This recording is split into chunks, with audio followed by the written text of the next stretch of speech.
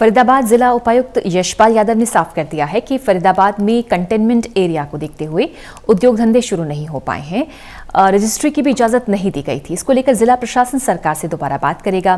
फरीदाबाद जिला उपायुक्त यशपाल यादव से फरीदाबाद के सूरत हाल पर एक्सक्लूसिव बातचीत की हमारे सहयोगी विनोद लांबा ने। हरियाणा के लिहाज से फरीदाबाद और गुड़गांव इंडस्ट्री एरिया होने के चलते भी काफ़ी अहम हो जाता है। फरीदाबाद के डीसी साहब, जिला उपायुक्त साहब हमारे साथ हैं, यशपाल यादव जी। यशपाल जी, किस तरह के सूरत हाल हैं और फरीदाबाद में इंडस्ट्रीज़ को लेकर जो सूचना थी वो आज शुरू नहीं हो पाई, कब तक की उम्मीद की जा सकती है? गवर्नमेंट ऑफ हरियाणा ने बहुत तेज़ी के साथ में सरल हरियाणा पोर्टल तैयार कर दिया जिस पे इंडस्ट्रीज़ अप्लाई कर सकती हैं। हमने अपनी टीम्स यहाँ पर बुलाकर ट्रेनिंग कर दी है, उनको बता दिया गया है। ये जैसे ही लोग अप्लाई करेंगे हम उन सभी केसेस को एग्ज़ामिन करेंगे और मिनिस्ट्री ऑफ होम अफेयर्स की जो गाइडलाइंस है उनके तहत जो एलिजिबल पाए जाएंगे उनको परमिशन देंगे।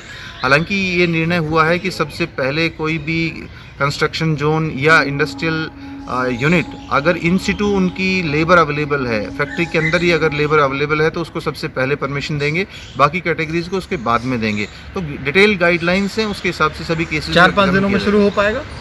मुझे उम्मीद है अगले 3 से 4 दिन के अंदर इन सभी केसेस को हम एग्जामिन कर लेंगे और उसके बाद में परमिशंस का दौर शुरू हो जाएगा। किसानों के लिए और खासतौर से सीजनल जो इंडस्ट्रीज़ होती हैं, चाहे कूलर की हो, उनके रिपेयरिंग काम हो, उनको लिए भी विशेष ध्यान रखा जाएगा, फर्स्ट प्रायोरिटी दी जाएगी क्या उनको? फार्मर्स तो बहुत ज़्यादा हाई प्रायोरिटी पे हैं और सरकार की तरफ से स्पष्ट निर्देश हैं कि फार्मर्स को किसी भी तरह की प्रॉब्लम नहीं होनी चाहिए, इसलिए उनके मंडियों के अंदर विशेष कदम उठाए गए हैं, उनको शेड्यूलिंग की गई है और उसी हिसाब से उनको बुला रहे हैं। इसके अलावा उनकी जितनी भी मशीनरी हैं उनकी रिपेयर का, उनकी जो स्पेयर पार्ट्स होते हैं उनकी शॉप्स का, पेट्रोल पंप्स का और बाकी जो भी ज़रूरतें उनको पड़ती हैं उन सब की उनको काफ़ी परमिशन दी गई हैं।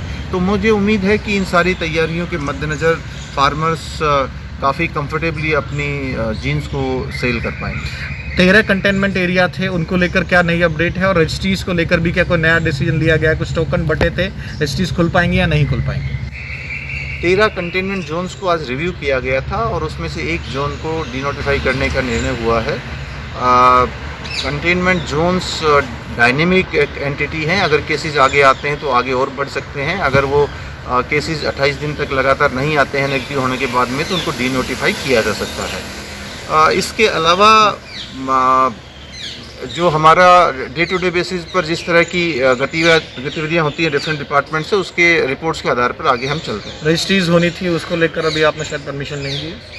रजिस्ट्री के अंदर क्राइसिस मैनेजमेंट कमेटी में इस बात को लेकर चर्चा हुई है और उसमें ये पाया गया कि यहाँ पर कंटेनमेंट जोन्स काफ़ी हैं, उनमें मूवमेंट होने की संभावना रहेगी, काफ़ी लोग उसमें इन्वॉल्व होते हैं तो उनसे संक्रमण फैलने का डर रहेगा। आज इस काम को हमने शुरू नहीं किया, सरकार से दिशा निर्देश मांगेंगे और जो दिशा निर्देश आएंगे उसके हिसाब से आगे कार्रवाई करेंगे। तो फरीदाबाद से और उद्योग धंधों के लिहाज से यही इस वक्त की सबसे बड़ी खबर है कि अभी रजिस्ट्रीज शुरू नहीं हो पाएंगी, लेकिन सरल पर अगर आप अप्लाई करते हैं तो ज़रूरी चीज़ों को लेकर जो इंडस्ट्रीज़ फरीदाबाद में काम करना चाहती हैं उनके जो क्लियर रूल एंड रेगुलेशन है उन्हें फॉलो करती हैं तो बहुत जल्द उनको परमिशन दे दी जाएगी। फरीदाबाद से विनोद लांबा, टोटल न्यूज़।